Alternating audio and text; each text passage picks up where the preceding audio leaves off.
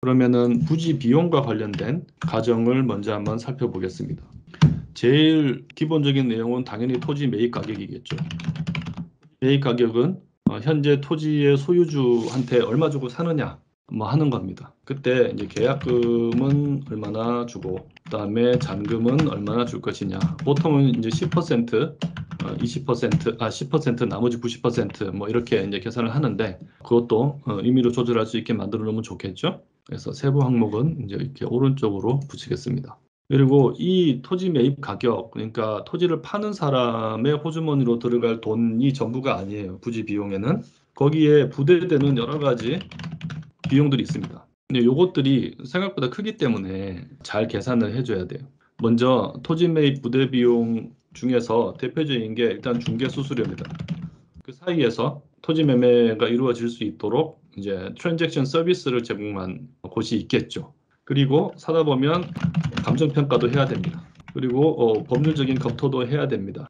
그리고 지금 여러분들이 배우고 있는 이 사업 타당성 검토와 같은 재무자문도 받아야 됩니다. 그리고 현재 토지상에 있는 건물들의 상태가 어떻고 환경적으로 문제가 없는지 하는 여러 가지 어떤 물리적인 실사도 해야 됩니다. 나대지라서 실사할 게 이제 없는 경우는 영원이 되겠죠. 그 외에 이제 토지를 사서 나중에 토지 그 소유권 이전 등기를 하거나 할 때 법무 수수료가 듭니다. 그리고 아까 얘기했지만 그 현재 사용자들이 퇴거할 수 있도록 이제 명도를 해야 되는데 그 사이에서 이제 여러 가지 비용이 듭니다. 여러 가지 보상을 해줘야 될 수도 있고요. 그 다음에 이제 철거 비용도 듭니다. 철거 비용은 이제 철거하는 모습이 건설 장비들이 들어와서 뭘 막 부시기 때문에 이제 건설 비용이라고 생각하기 쉬운데 그렇지 않아요. 현재 토지상에 있는 철거해야 되는 물건들을 걷어내는 이제 그런 비용은 토지비에 속합니다.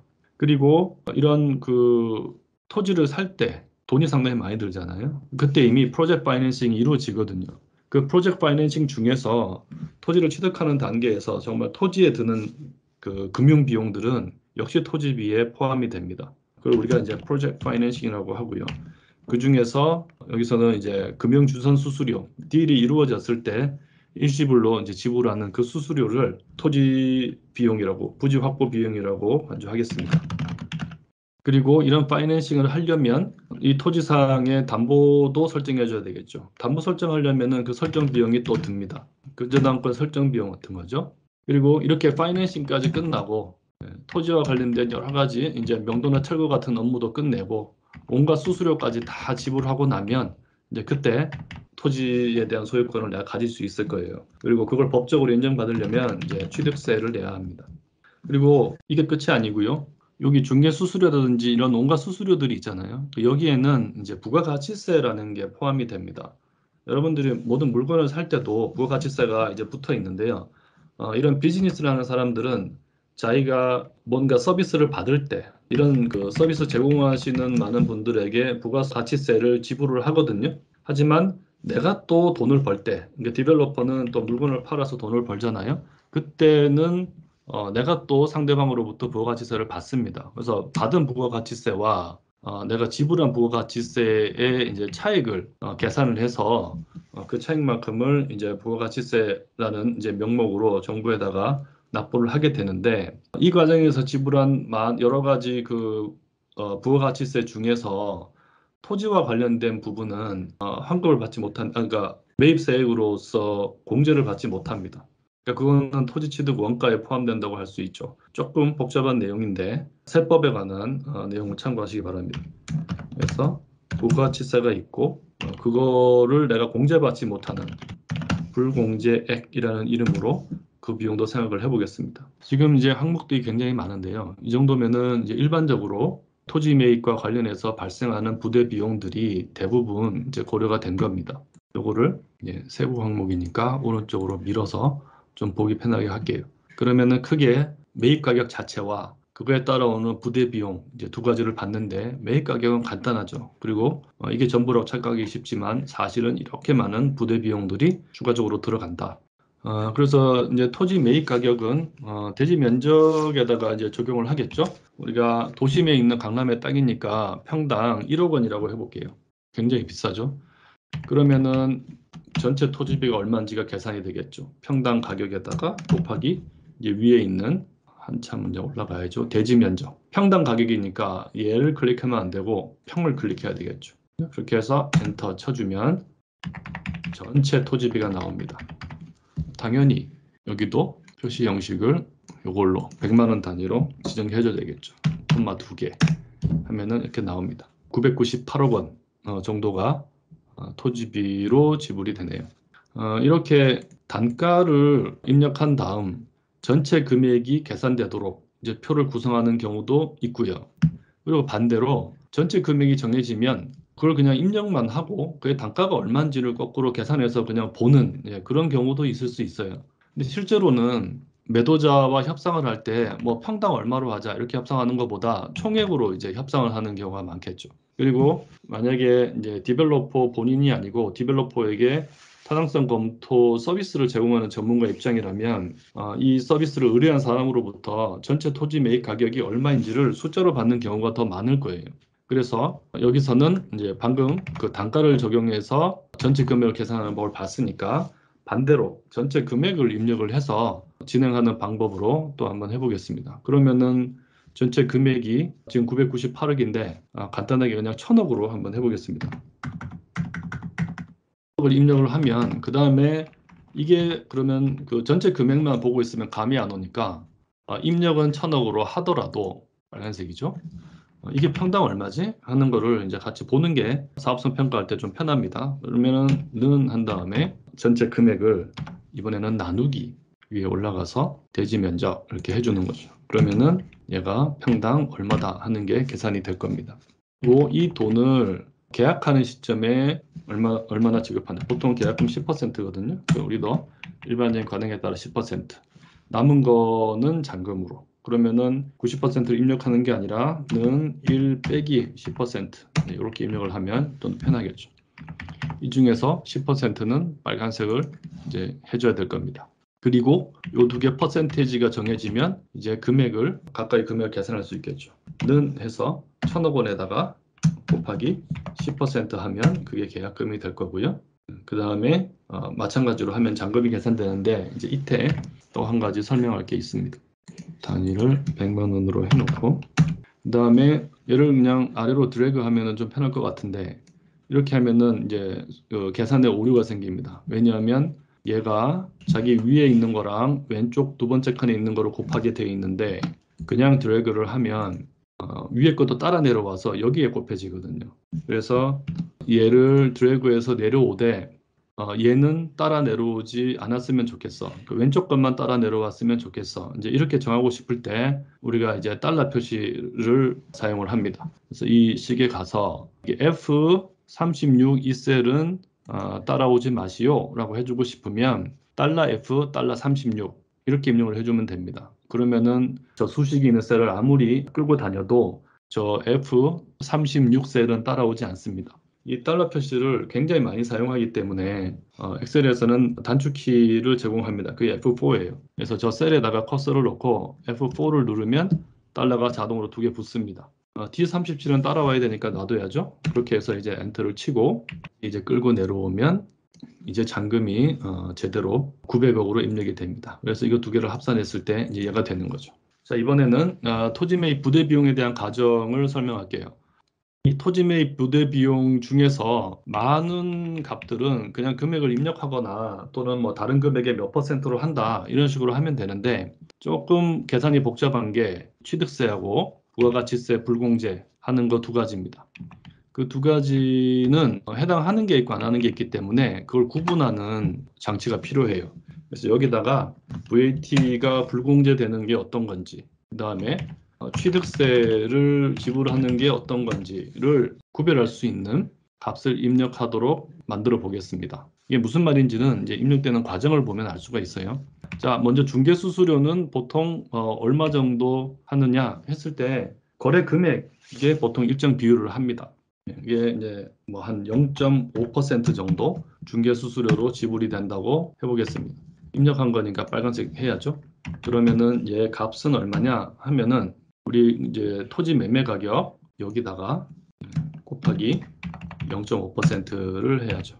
그리고 표시 형식은 얘를 그냥 서식 복사하겠습니다. 미리 밑에까지 다 해놓을게요. 이렇게 쭉 끌어서 해놓으면 지금 선택한 이 모든 모든 셀에 서식이 함께 이제 바뀝니다. 이렇게 어떤 금액의 일정 비율로 정하는 것도 있고요. 그게 아니고 감정평가 수수료다? 그러면 일반적으로 한 5천만 원 정도 지불이 된다. 이렇게 금액으로 입력할 수도 있을 겁니다. 그래서 감정평가 수수료부터 법률자문, 재무자문, 물리실사 수수료까지 한 5천만 원 정도로 해보겠습니다. 얘는 빨간색으로 해야죠. 이제 숫자 넣고 드래그하면 그 숫자가 똑같이 복사됩니다. 그 다음에 뭐 법무수수료는 나중에 등기할 때 드는 비용이니까 조금 적게 3천만 원만 입력을 해보겠습니다. 근데 이제 명도 비용은 현재 거기 사용하고 있는 사람들이 있다면 비용이 좀 들 수도 있습니다. 근데 이거는 케이스 바이 케이스라 뭐 명도 비용 일반적으로 얼마다 이렇게 얘기할 수가 없어요. 이거는 이제 그 사업의 특성을 반영해야만 합니다. 여기서는 좀 보수적으로 한 20억 잡아보겠습니다. 그 철거 비용도 안에 구조물이 얼마나 있냐에 따라서 좀 달라지겠죠. 그 요것도 뭐 20억 넉넉하게 철거 비용을 지금 잡은 거예요. 그 다음에 이제 PF의 금융주선 수수료라는 이제 항목이 있는데 요거는 총 프로젝트 파이낸싱 한 금액이 얼마인가 그거에 대해서 일정 비율 이제 이렇게 됩니다. 그러면은 프로젝트 파이낸싱 금액이 있어야 되는데 우리가 아직 조달 계획은 짜지 않았잖아요. 그래서 요 셀은 이제 뒷작업이 좀 돼야 완성할 수 있습니다. 다만 일반적으로 조달 금액의 한 대출 금액 그쵸? 한 0.5% 정도를 금융주선 수수료로 일시불로 지급한다. 이제 이렇게 가정을 해보죠. 물론 이 셀은 지금 이제 비어 있습니다. 오늘 빨간색으로 해주고요. 담보 설정 비용도 비슷합니다. 그래서 담보 설정 비용은 대출 금액 또는 채권 최고액이라고 하는데 그거에 0.24% 든다고 하죠. 이걸 이제 나중에 어떻게 계산되는지는 좀 이따가 확인할 겁니다. 그리고 위에서 지불된 여러 가지 비용들 중에서 우리가 취득세를 계산할 때 합산하는 게 있고 안 하는 게 있어요. 그래서 어쨌든 합산되는 것들을 상대로 취득세율은 얼마로 하냐? 토지 같은 거, 그러니까 사업용 토지 같은 거 매입할 때는 취득세율이 보통 4.6%입니다. 부가치세율은 우리나라에서 10%입니다. 그래서 일단 그 퍼센티지를 쭉 이제 입력을 할게요. 취득세 4.6%이 정도는 여러분들 외우고 있어야 돼요.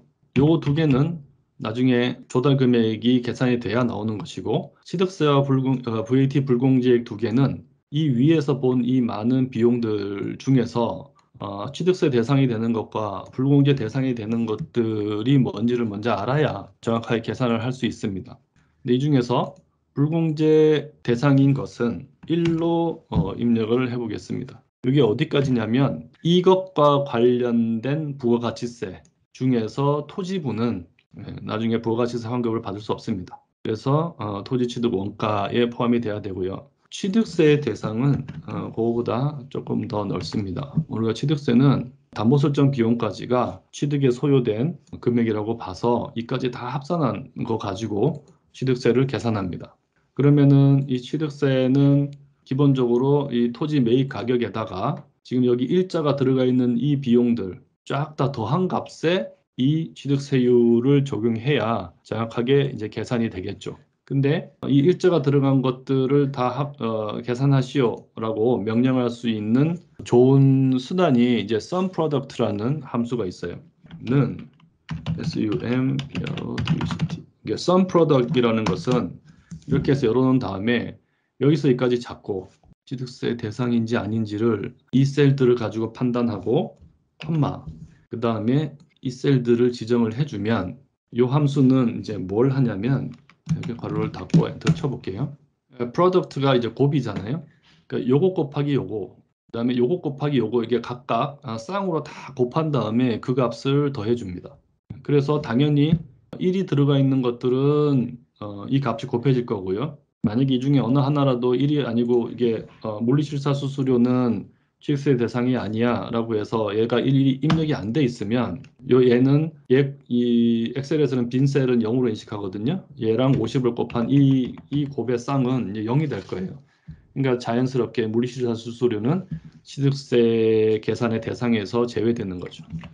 다시 1을 넣고 지금 우리가 방금 계산한 것은 이 토지 매입 부대 비용들의 합이죠. 취득세 대상이 되는 나중에 이제 여기에 값들이 입력이 되면 얘가 더 커지겠죠. 근데 실제로 취득세의 대상이 되는 더 중요한 값은 이 부대 비용이 아니고 원래 이 토지 매입 비용 얘죠. 그래서 얘를 더해줘야 됩니다.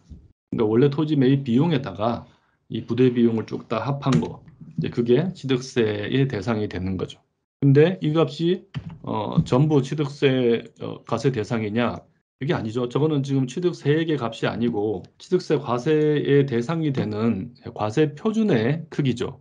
실제로 취득세의 값은 이 값에다가 4.6%를 곱한 값입니다. 그러니까 저 수식에서 괄호를 쳐주고 거기다가 곱하기 이 취득세율 해주면 요게 마침내 실제로 토지를 매입하는 사람이 지불해야 되는 취득세액입니다. 물론 아까도 얘기했듯이 이 두 개 비용이 들어가면 취득세액이 조금 더 커지겠죠. 그 다음에 부가가치세 불공제액도 마찬가지 방법으로 계산할 수 있습니다. 여기서부터 이까지의 모든 비용은 디벨로퍼가 저 서비스를 제공하는 사람들한테 돈을 줍니다. 우리가 중개수수료는 계산했더니 5억 원이었고 감정평가 수수료는 5천만 원이고 뭐 이렇잖아요. 근데 실제로 이 중개업자나 감정평가업자에게 지불하는 금액은 5억 5천만 원, 그 다음에 5,500만 원 이렇게 됩니다. 부가세 포함해서 지불을 하죠. 그럼 먼저 이만큼의 비용을 지불하는 동안 지출된 부가세가 얼마인지를 한번 보죠. 이것도 역시 마찬가지로 sum product을 이용합니다. 는 product 해서 그 위에 있는 이제 모든 비용들을 다 일단 잡아놔야죠. 이게 어떤 게 또 포함되고 빠질지 알 수 없으니까. 그다음에 콤마 얘를 또 다 잡습니다. 그러면은 이게 부가세액이 아니고 그 지불된 서비스 수수료 총액이 나오잖아요. 거기다가 여기 괄호를 닫고 부가가치세율 10%를 곱해줘야죠. 그러면 그동안 저 모든 서비스를 받는 동안 지출했던 부가가치세 총액이 계산이 됩니다. 사업성 검토할 때 부가가치세는 따로 계산하지 않고 그냥 이렇게 그 원 서비스 금액만 입력해서 처리하는데 딱 한 군데 여기서만은 이 부가가치세 이거 사는데 든 부가가치세는 나중에 그 매출 부가세액에서 공제되지 못하기 때문에 토지 매입 비용으로 더해주는 겁니다. 자, 여기까지 계산하면 토지 매입과 관련된 또는 부지 확보와 관련된 비용이 다 이제 계산이 된 겁니다. 표가 좀 크니까 둘로 나누어서 박스를 할게요. 토지 매입 가격이 이까지고 매입 부대 비용은 이까지입니다. 그리고 뭐 참고로 좀 보기 편하게 매입 부대 비용은 다 계산이 되기 때문에 얘가 총 합이 얼마인지도 여기다가 입력을 해놓도록 하겠습니다. 그 매입 부대 비용이 얼마나 큰지 보통은 개념이 잘 없어요. 근데 1,000억짜리 토지를 사면 100억이 넘는 돈이 매입 부대 비용으로 들어갑니다. 중개수수료 같은 온갖 서비스 비용들도 있지만 명도나 철거 비용 생각보다 크고요. 그 다음에 취득세가 4.6%나 되죠. 굉장히 큰 돈이죠. 그래서 이런 것들을 조금 한 이 정도 수준까지는 꼼꼼하게 계산을 해줘야 사업 타당성이 제대로 분석이 되겠죠. 여기에 지나게까지 해주면 이제 부지 비용의 계산을 위한 과정은 어느 정도 정리가 된 것 같습니다. 자, 한번 여기까지 한번 정리 한번 해보세요.